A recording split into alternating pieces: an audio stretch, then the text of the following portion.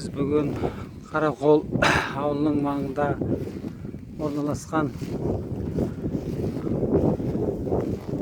атақты би болған Домбайұлы Бекбосын бидің кесенесінің басына келіп тұрмыз.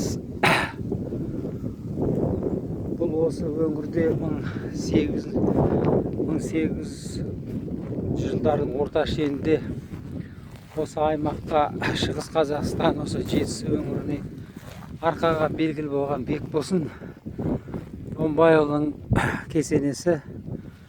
Бекбосын Домбайұлы бұл қазақ халқының қамын ойлаған, өз кезіндегі өте білгір, шешен, керемет тұлғалардың бірі болған.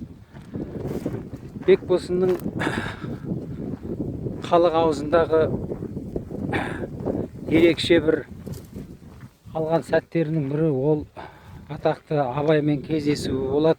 Осы Тарбағатайдың күнгейінде Абай атақты қазақтың ұлы ақыны Абаймен кездесіп сөз таластырғаны және оның сонда жеңіп шыққан туралы ел аузында айтылады.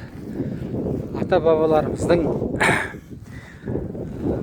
осындай қасиетті жерлерін Шығыс Қазақстанның өңіріндегі сакралды мекендер территориясына кіргізуге әбден лайық деп есептейміз.